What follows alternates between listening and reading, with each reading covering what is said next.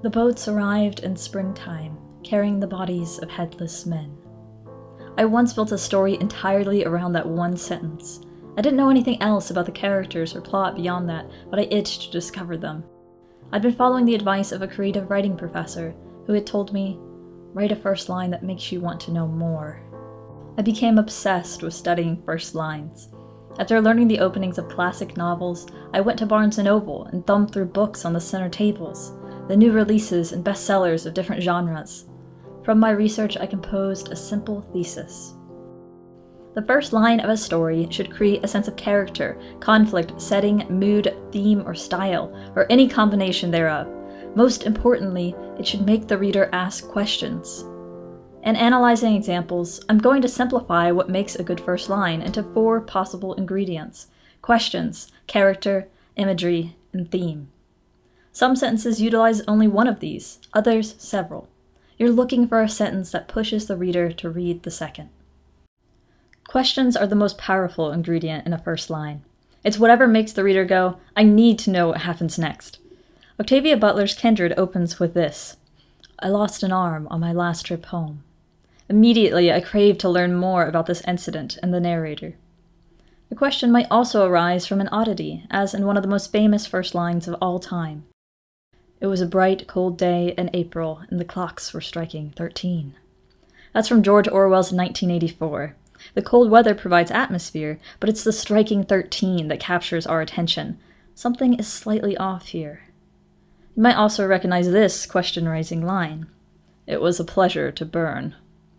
Who is doing the burning, and why is it such a pleasure? And what are they burning? If you've read Ray Bradbury's Fahrenheit 451, you'll know that this sentence conveys the central conflict of the story, that of the main character burning books. In addition to oddities, you can raise questions through conflict, such as conflict between characters, as shown in Stephen King's The Gunslinger. The man in black fled across the desert, and the gunslinger followed. We have 2 people at odds with each other, one fleeing and one following. Who are the man in black and the gunslinger? How did this conflict come to be? Conflict may also take the form of a crime or misdeed, such as theft, arson, arrest, or escape. A character is doing something they're not supposed to be doing, or they're just caught in the middle of a bad situation. Here are a few examples. Someone must have slandered Joseph K. For one morning, without having done anything wrong, he was arrested. The first thing I did was, I stole a body. He wakes to the sound of sirens. The building was on fire, and it wasn't my fault. Opening with a character involved in something illegal or taboo is sure to generate questions, because it promises future trouble. The most common type of conflict in first sentences involves death, whether that be a natural death, murder, suicide, or the imminent demise of the protagonist. This is how I kill someone. Maman died today. Marley was dead, to begin with. I like to think I know what death is. People often shit themselves when they die. First lines that involve death can also blend in other elements, such as setting and tone. It was a queer, sultry summer, the summer they electrocuted the Rosenbergs, and I didn't know what I was doing in New York. As humans, we are constantly preoccupied by our own mortality. Death may be a common trope in first lines, but it works on me every time. It makes me want to read the book.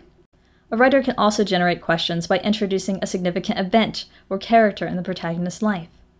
Ready Player One by Ernest Cline hints at the story's plot right away. Everyone my age remembers where they were and what they were doing when they first heard about the contest. We get the sense that this contest is a huge deal, and we wonder why that is and what it involves. Instead of an event, the narrator might note a specific person who changed their life forever. If I'd known I was about to meet the man who'd shatter me like bone china and terracotta, I would have slept in. In what way exactly did this man shatter her? We're anticipating a tense interaction between the narrator and the man. By zeroing in on these moments, the authors are calling attention to the catalyst that propelled the story into action. It is the moment that divides the character's life into before and after. Oddities, conflict between characters, crime, death, and important moments, they all evoke questions that make the readers want to find the answers. Many first lines focus on character, oftentimes introducing the protagonist by name, like in Neil Gaiman's American Gods. Shadow had done 3 years in prison. Although this is a relatively simple introduction, We have an interesting name followed by the question of how this character got in prison in the first place, as well as what he'll do now that he's out. The author might also highlight the protagonist's most unusual quality. Guess what character this first line refers to? All children, except one, grow up. That's J.M. Barrie's Peter Pan. When it comes to first lines, character introductions often convey the tone of the narrative voice. You might recognize this voice in particular. If you really want to hear about it, the first thing you'll probably want to know is where I was born, what my lousy childhood was like, and how my parents were occupied and all before they had me, and all that David Copperfield kind of crap. But I don't feel like going into it, if you want to know the truth. Holden Caulfield from J.D. Salinger's The Catcher in the Rye has a distinctive way of speaking that is immediately recognizable, even within the first line. Rather than introducing the protagonist, a first line might put the spotlight on a key secondary character instead. I am doomed to remember a boy with a wrecked voice, not because of his voice or because he was the smallest person I ever knew, or even because he was the instrument of my mother's death, but because he is the reason I believe in God. I am a Christian because of Owen Meany. Given that the novel's title is A Prayer for Owen Meany, it's no surprise that the opening idea centers on him. We're able to not only visualize the character's appearance, but we also get a taste of the narrator's voice. We have questions about how Owen was involved in a woman's death, and how he turned the narrator into a Christian. Drama surrounding a character attracts our attention, but so does humor. Daisy wore a clingy black dress with a neckline so deep it could tutor philosophy. The narrative voice surprises us with a joke, and it's that writing style that keeps us reading. C.S. Lewis does this too in The Voyage of the Dawn Treader. There was a boy called Eustace Clarence Scrubb, and he almost deserved it. We've got a secondary character's name, but also a hint of his personality. He's badly behaved enough to deserve a horrible name. When focusing on character in a first line, writers typically establish the point of view, whether first, second, or third person. We're shown what's interesting, what's unique about that particular character. Imagery is another technique authors employ in snagging the audience's attention. This might include a description of the setting or important item. Oftentimes, these visuals generate a certain mood. Take this setting-oriented first line from Stephen Crane's The Red Badge of Courage, published around 1895. The cold passed reluctantly from the earth, and the retiring fogs revealed an army stretched out on the hills, resting. We're given this haunting, almost cinematic image as an opening, inviting us into the scene. Here's a more contemporary example from my absolute darling, a novel published in 2017. The old house hunkers on its hill, all peeling white paint, bay windows and spindled wooden railings overgrown with climbing roses and poison oak. We might question the importance of this house, why it's decaying. From this line, we also sense that it's going to be a more descriptive, literary type of novel. Rather than reveal the larger setting, the author might show a close-up shot of a particular object, one that captures the essence of the story. For example, much of A.S. Byatt's Possession takes place in libraries, with the plot centering on two scholars researching a pair of Victorian poets. The first line presents a simple image that captures the heart of the story. The book was thick and black and covered with dust. The idea of a forgotten tome suggests that there are secrets to uncover here, and we want to know what the book is and why it's significant. You'll see this focus on a specific object in other genres as well, such as the best-selling thriller The Girl on the Train by Paula Hawkins, which opens, "There's a pile of clothing on the side of the train tracks." The statement seems ordinary at first, but several things are happening here.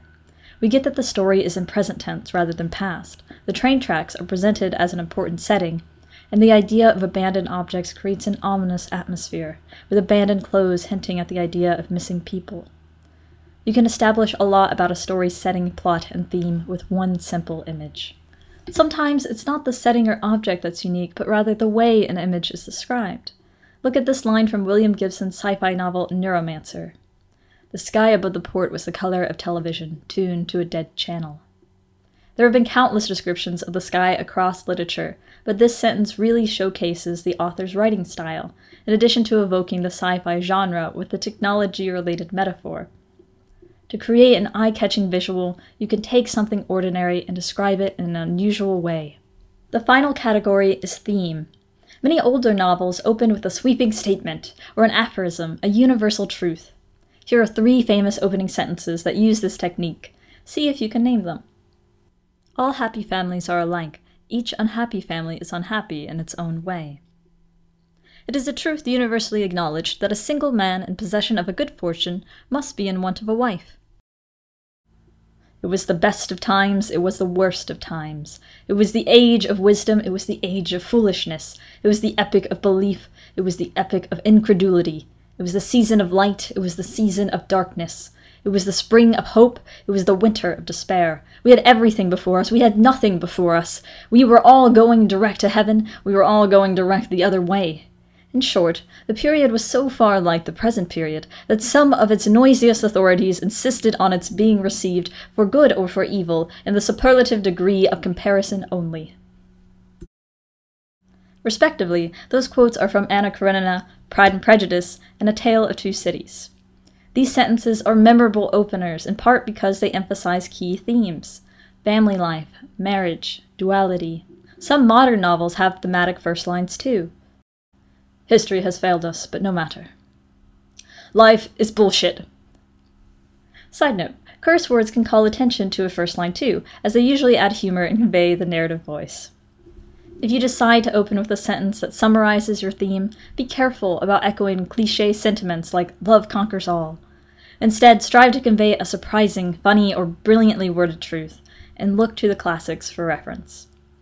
In conveying the larger theme of a novel, you'll give the reader a taste of what's to come. Questions, character, imagery, theme. Some books cram a number of these elements into their first lines. Take a look at Ja Jessie's Homegoing.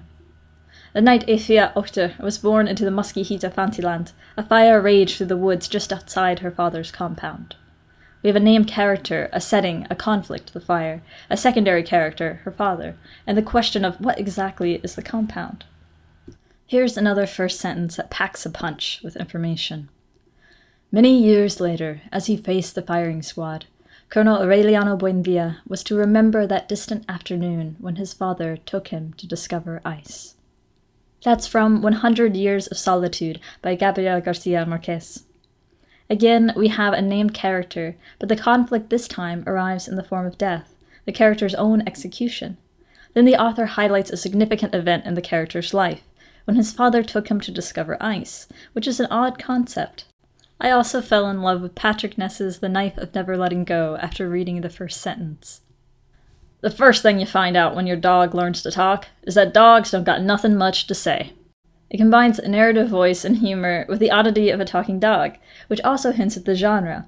We know that this isn't going to be a realistic novel. In addition, the dog is an important secondary character. Shoving more ingredients into your first line doesn't necessarily make it better, but it's fun to experiment with different combinations. A side note about opening a story with dialogue. Many editors advise against doing this, the reason being that the reader hasn't grounded themselves in the story yet. They can't visualize the setting or character, so the words are just floating in space. Not many books start with dialogue, but there are a few popular novels that have gotten away with it. What's it going to be then, eh? I've watched through his eyes, I've listened through his ears, and I tell you, he's the one. If you want to open with dialogue, I recommend pairing it with a visual element that grounds the reader in the story, as E.B. White does in Charlotte's Web. "Where's Papa going with that axe?" said Fern to her mother as they were setting the table for breakfast. At this point, you probably feel like you're drowning in examples, but there's another factor you should consider when writing your first line: genre. In literary fiction, setting and theme might be the focus, with a lengthier and more complex sentence structure, or one that breaks the conventions of grammar. In genre fiction, narrative voice and conflict are often more important, as is a punchier, attention-grabbing style. So, let's play a game. I'm going to read 6 openings. After each one, name the first genre that comes to mind, as well as the primary ingredient the opening uses: questions, character, imagery, or theme. I have a theory. Hating someone feels disturbingly similar to being in love with them. The madness of an autumn prairie cold front coming through. Callahan rounded a rocky stone ridge and stumbled to a stop before the body of a dying thunderclast. The abstract painting on the bedroom wall was new. It had been painted in fresh blood. So the thing is, I come from the world we were supposed to have. There was once a boy named Milo who didn't know what to do with himself, not just sometimes, but always. Your answers may vary a little from mine, and that's fine. I identified the genres and ingredients as follows. Romance, theme. Literary, imagery. Fantasy, questions. Mystery, imagery. Sci-fi, questions. And children's, character. The purpose of this exercise is to show that the genre of a story is often apparent from the book's first line. It doesn't need to be, but if you can convey the genre right away, embrace it. Having an interesting first line is beneficial, but it is by no means necessary. Plenty of memorable novels have utterly forgettable first lines, and vice versa. In addition, you might decide to change your opening line later on so that it better reflects the heart of the story. And even if you have the perfect attention-grabbing sentence, it needs to be followed by an enticing opening scene. But those are topics for future videos. As Stephen King states, an opening line should invite the reader to begin the story. It should say, "Listen, come in here, you want to know about this." How can a writer extend an appealing invitation, one that's difficult, even, to refuse? Do you have a first line you're proud to have written? I'd love to hear it in the comments. Whatever you do, keep writing.